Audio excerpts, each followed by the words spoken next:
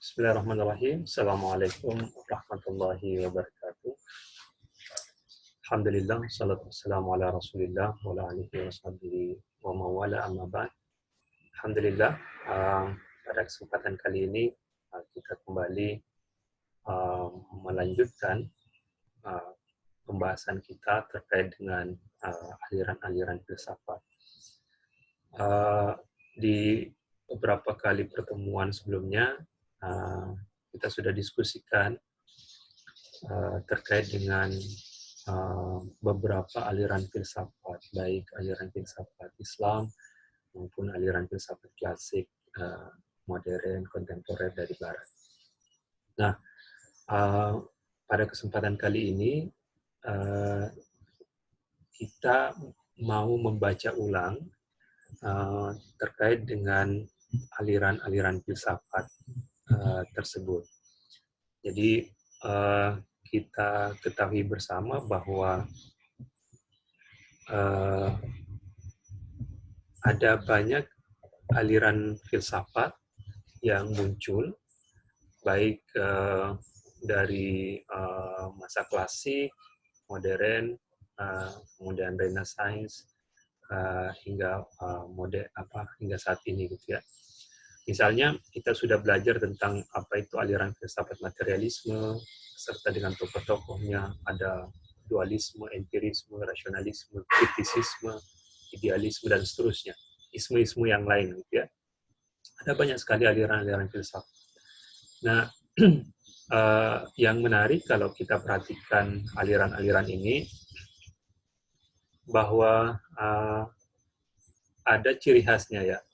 Hampir semua aliran filsafat berakhiran dengan isme, ya, materialisme, dualisme, empirisme, rasionalisme, ya. Nah, karena memang isme itu adalah ciri filsafat, ya. Isme itu apa? Isme itu secara bahasa artinya paham, jadi memahami, ya. Nah, jadi segala isme, kalau kita menemukan kata isme, itu merupakan ciri khas filosofis, bahwa di dalam aliran itu ada metode-metode berpikir yang kritis, sistematis, logis, dan sangat filosofis. Nah, itu yang pertama. Yang kedua, ya, tadi saya katakan bahwa kita sudah berkenalan dengan beberapa aliran filsafat. Nah, pertanyaan berikutnya, kenapa harus ada banyak sekali aliran filsafat? Nah, ini yang saya kira penting untuk kita tegaskan ulang setelah kita mempelajari pemikiran-pemikiran dari setiap aliran itu dan juga tokoh-tokohnya. Nah, sebelum menjawab pertanyaan ini, kita perlu melihat kembali penjelasan-penjelasan sebelumnya soal apa itu filsafat. Nah, di pertemuan-pertemuan awal kita sudah banyak diskusi tentang definisi filsafat. Nah, jadi setiap kita itu pasti pernah, ya, yang namanya berfilsafat. Ya. Jadi karena kita pernah berpikir, kita pernah merenung, kenapa ini harus begini, kenapa ini tidak boleh begitu, ya, kenapa ini tidak seharusnya begini, gitu ya. Jadi ada banyak pertanyaan yang sering kita ajukan. Misalnya, kenapa sih saya harus kuliah?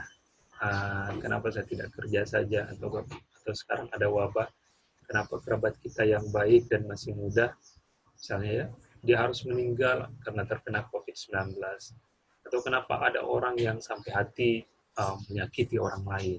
Nah, pertanyaan-pertanyaan itu sesungguhnya adalah pertanyaan filosofis, bagian dari pemikiran filsafat. Nah, jadi secara sederhana kita bisa memahami bahwa filsafat itu adalah alat yang kita gunakan untuk menjawab berbagai persoalan kehidupan, terutama terkait dengan makna hidup kita ini mau didasarkan pada apa, ya. Hidup yang bermakna itu seperti apa? Nanti kita lihat, misalnya aliran materialisme akan menganggap bahwa hidup yang bermakna itu adalah hidup yang berdasarkan faktor-faktor materi, dan seterusnya. Nah, jadi itulah cara-cara kerja filsafat, sehingga kita bisa memahami bahwa seorang filosof itu adalah orang-orang yang berusaha mengajukan pertanyaan lalu kemudian berusaha memberikan jawaban, ya, mengajukan pertanyaan kritis, sistematis, logis, lalu kemudian juga mengajukan jawabannya sendiri yang juga kritis, sistematis, dan logis. Nah, apa yang membedakan kemudian antara kita dengan para filosof ini? Kira-kira yang membedakan ya di cara penjelasannya saja. Kalau kita sudah pernah mengajukan pertanyaan soal kegelisahan kita, itu kita sudah berfilsafat. Yang membedakan kadarnya saja.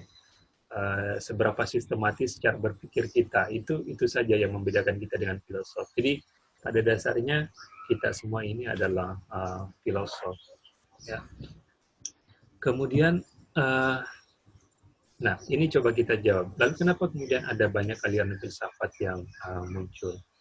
Nah, pertama,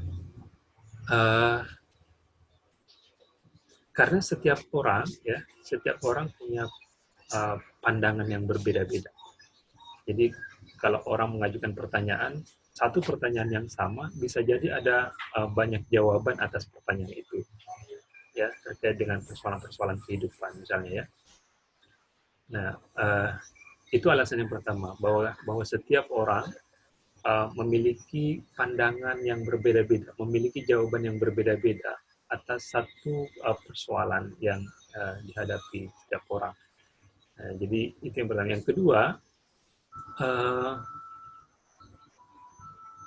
juga setiap orang itu punya pengalaman yang beda-beda. Ya, pengalaman saya belum tentu sama dengan pengalaman yang lain, dengan orang-orang yang lain. Sehingga kemudian misalnya ketika orang berusaha mendefinisikan kebahagiaan, bahagia itu apa, ya tergantung pengalaman orang. Ada yang bahagia dengan harta yang banyak, ada yang bahagia dengan cukup bersama kekasihnya, ada yang bahagia karena tidak harus ke kampus setiap pagi, ya, cukup di rumah dengan kuliah online. Jadi pengalaman itu mempengaruhi definisi kita terkait dengan kebenaran, ya. Nah, itu yang kedua. Nah, yang berikutnya, ini yang paling penting sebetulnya, ya, bahwa setelah kita mempelajari banyak aliran filsafat, satu pertanyaan dijawab dengan banyak jawaban, kita akhirnya bisa memahami bahwa dari banyaknya aliran filsafat ini, kita akhirnya bisa melihat dunia dengan berbagai macam perspektif, ya, dengan berbagai macam pendekatan. Tentu dari situ tujuan akhirnya adalah bagaimana kemudian cara berpikir filosofis ini juga akan mempengaruhi cara berpikir kita, ya, sehingga kemudian kita ini punya posisi sendiri, tidak harus mengikut ke aliran yang mana, tetapi kita punya cara sendiri, cara berpikir sendiri untuk merumuskan jawaban-jawaban yang kita ajukan dan kita jadikan sebagai landasan dalam kehidupan kita. Nah, gitu ya. Nah, yang berikutnya kalau kita perhatikan misalnya, hampir semua aliran filsafat itu muncul dari tokoh-tokoh yang berbeda. Ya, tokoh-tokohnya pasti berbeda. Aliran materialisme berbeda dengan rasionalisme, berbeda dengan empirisme, berbeda dengan positivisme, dan seterusnya. Itu karena ya tadi mereka punya pandangan yang berbeda tentang dunia, tentang persoalan yang dihadapi. Lalu kemudian mereka punya pengalaman yang berbeda dengan manusia yang lain, sehingga kemudian mereka mengajukan jawaban yang berbeda juga dengan manusia yang lain.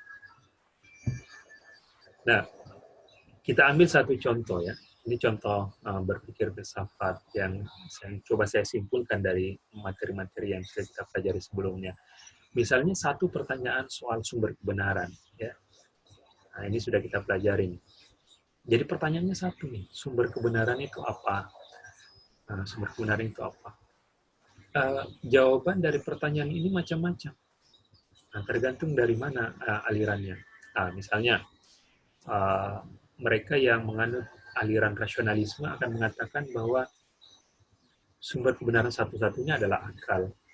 Jadi segala sesuatu yang bertentangan dengan akal itu tidak bisa disebut sebagai sebuah kebenaran. Ya, jadi melenceng sedikit dari akal maka dia tidak bisa disebut kebenaran. Nah, berbeda kalau Anda tanya orang-orang empirisme, dia akan punya jawaban berbeda. dia akan mengatakan sumber kebenaran itu adalah pembuktian indrawi dan pengalaman. Jadi meskipun itu bertentangan dengan akal, tetapi kalau itu bisa dibuktikan secara indrawi, kemudian orang mengalami langsung, maka itulah yang disebut dengan sumber kebenaran. Itu kalau kita tanya orang yang mengenai paham empirisme. Uh, Beda lagi kalau Anda tanya orang positivisme, ya, apa itu sumber kebenaran? Sumber kebenaran itu adalah fakta-fakta, ya, fakta-fakta.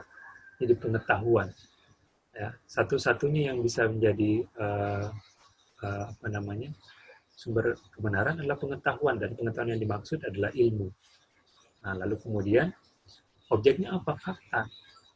Bahwa sesuatu disebut ilmu kalau berdasarkan fakta. Ya, ada faktanya.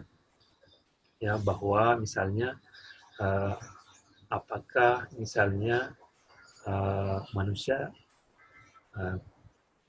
setelah mati, apakah ada kehidupan setelah kematian. Bagi orang-orang yang menganut paham positivisme, itu harus dibuktikan berdasarkan fakta.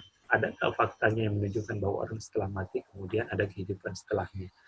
Nah, tentu kalau mereka tidak menemukan faktanya, mereka akan menolak argumen-argumentasi itu.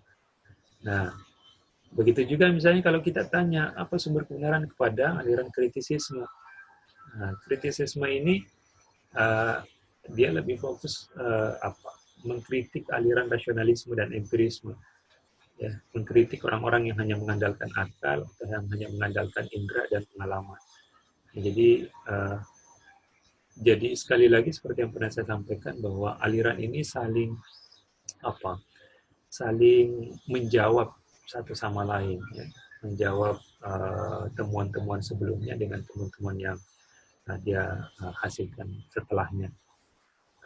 Lalu kemudian misalnya Anda bertanya kepada aliran idealisme, apa itu yang disebut dengan kebenaran? Ya, bagi mereka yang benar hanya hasil pemikiran manusia, ide atau gagasan. Ya. Jadi apa namanya? Tidak ada yang selain itu.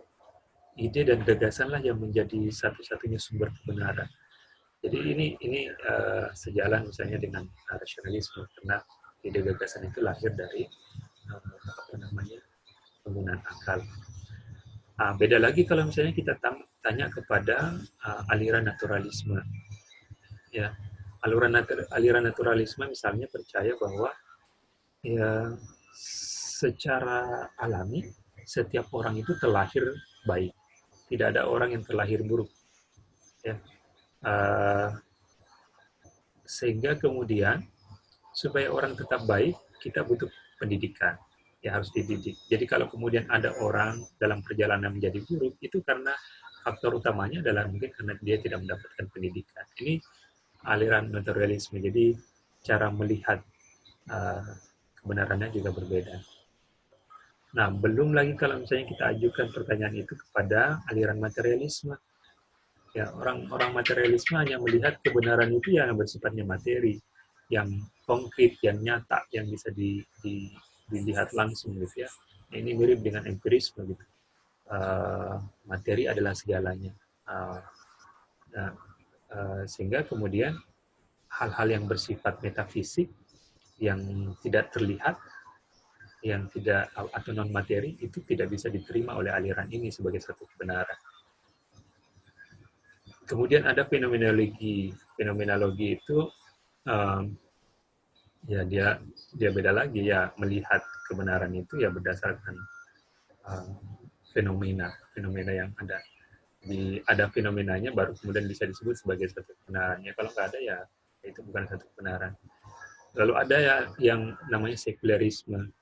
Sekularisme itu sebetulnya dia bukan aliran filsafat pada mulanya, dia hanya satu gerakan protes, gerakan politik, ya, gerakan politik dan sosial yang memprotes dominasi agama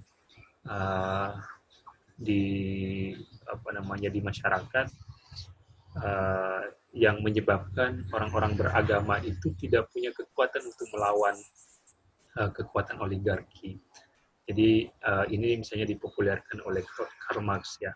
oleh Marx yang mengatakan bahwa agama adalah candu, bahwa orang-orang beragama yang bekerja di perusahaan-perusahaan itu ya mereka tidak bisa melawan takdirnya, bahwa ketika diberi gaji rendah ya mereka terima saja sebagai takdirnya dia. Maka disitulah kemudian muncul gerakan protes bahwa ya agama harus harus ditinggalkan, ya, ditolak spiritualitas agama itu karena dia membuat manusia menjadi lemah, tidak bisa melawan kekuatan kapitalis gitu ya, hanya menerima takdir apa adanya sebagai apa namanya ketentuan dari Tuhan. Nah, jadi yang mau saya sampaikan bahwa lahirnya aliran-aliran filsafat yang beragam itu tentu dilatar belakangi oleh situasi yang beragam. Kemudian tokoh-tokoh yang melahirkan ini juga melihat persoalan dunia dengan cara pandang yang berbeda, dan pengalaman-pengalaman setiap tokoh ini juga berbeda-beda, sehingga kemudian lahirlah aliran-aliran ini. Nah, poin terakhir yang saya mau sampaikan adalah bahwa dari sini kita bisa belajar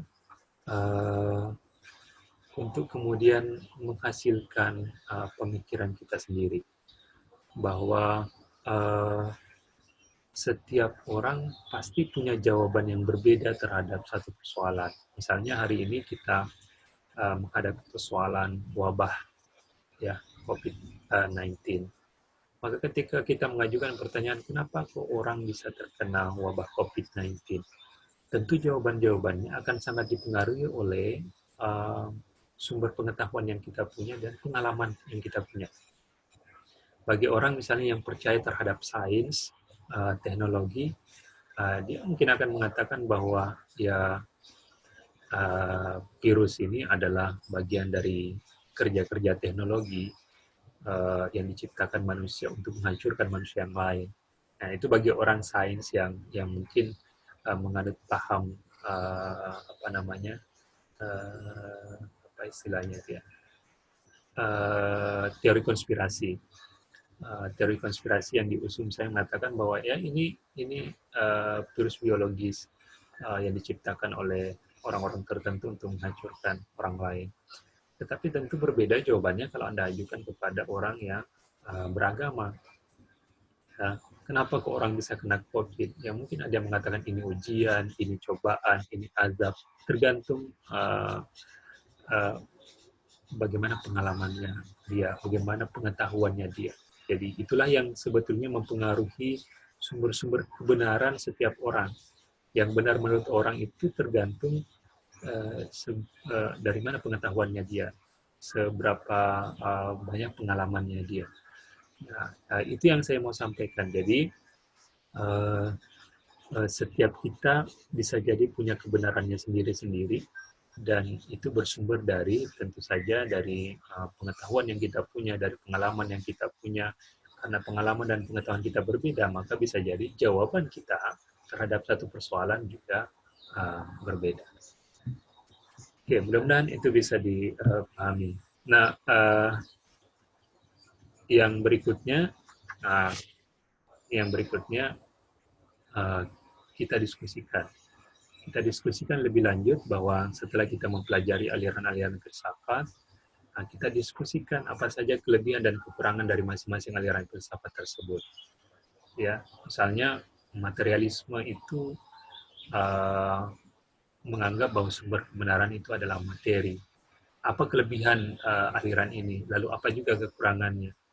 Ya, nah, saya berharap setiap mahasiswa akan menulis satu kelebihan dan satu kekurangan dari setiap aliran tersebut. Silakan mencari berbagai sumber, Anda tuliskan satu saja, satu kelebihan dan satu kekurangan dari setiap aliran, lalu kemudian nanti Anda tuliskan di classroom. Saya kira itu demikian. Selamat berdiskusi, selamat menemukan satu kelebihan dan satu kekurangan dari setiap aliran tersebut. Saya akhiri, wassalamualaikum warahmatullahi wabarakatuh.